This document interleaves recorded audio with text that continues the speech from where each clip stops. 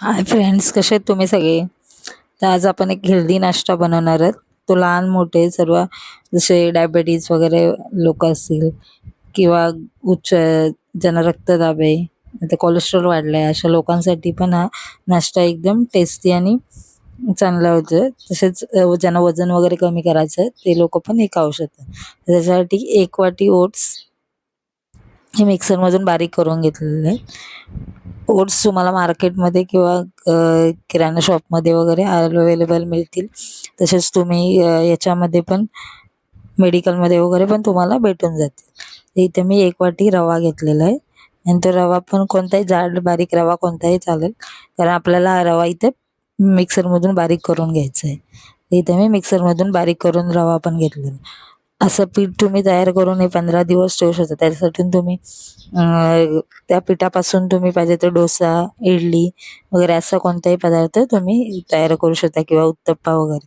तर इथं मी 2 चमचे पीठ घेतलेलं आहे आणि तिथे 1 चमचा दही टाकलेला आहे त्याच्यामध्ये. तर आपण इन्स्टंट करतोय त्याच्यामुळे मी थोडा आपण याच्यात काही इनो वगैरे सोडा वगैरे असं काहीच वापरणार नाही त्याच्यामुळे. आणि इथे अर्धे वाटी पाणी टाकलेलं आहे. तुम्हाला दही नसेल टाकायचं तर नाही टाकलं तरी चालेल, तरीसुद्धा हा चांगला होतो. कारण एवढं काही दहीने एवढं हे काही फरक पडत नाही. तसा पण तुम्ही टाकू शकता. इथे मी झाकण ठेवून 10 मिनटं ठेवून दिले, कारण मग असं रव्याच्यामुळे थोडा मिश्रण आपलं घट्ट होते म्हणून ते रवा फुलतो पण, म्हणून आपण हे 5-10 मिनटं थोडं साईडला ठेवून दिलं होतं. हे बघा मिश्रण घट्ट झालं. याच्यामध्ये तुम्ही भाज्या वगैरे पण टाकू शकता, गाजर, शिमला मिरची, नंतर पालक वगैरे जर तुम्हाला कोणतं. तर इथे मी कांदा, टोमॅटो, 1 हिरवी मिरची आणि कोथिंबीर टाकलेली आहे. ते बारीक चिरून आपण, जे मुलं भाज्या खात नाही ते मुलं भाज्या याच्यामध्ये आपण बारीक चिरून टाकू शकतो किंवा किसून टाकू शकतो.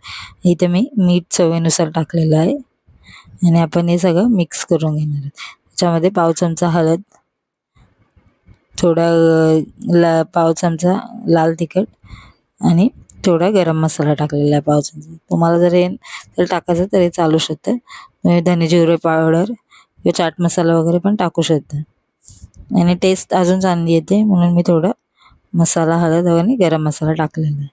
बघा अशा प्रकारे पीठ तयार करू शकते. ते 5 मिनटात सकाळी घाईघाईत आपल्याला जर नाश्ता बनवायचा असेल तर हा नाश्ता तुम्ही बनवू शकता. इथे मी तवा गरम केला आहे आणि त्याच्यावर 1 चमचा तेल टाकलं आहे. हे कमी तेलात पण होतं आणि पटकन पण होतं. हा सकाळी टिफिनसाठी वगैरे तुम्ही देऊ शकता.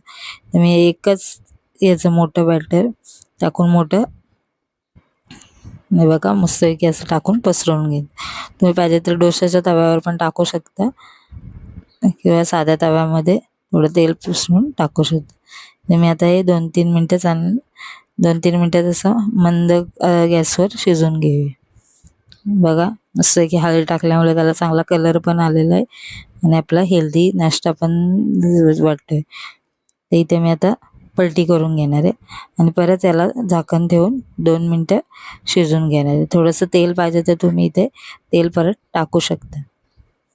बघा थोडं तेल टाकू शकता.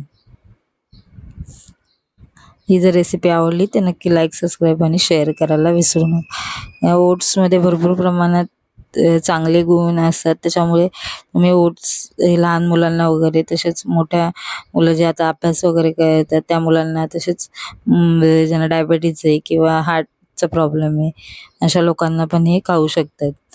त्याच्यासाठी हे ओट्स ही रेसिपी नक्की एकदा करून बघा. लाईक, सबस्क्राईब आणि शेअर करायला विसरू नका. थँक्यू.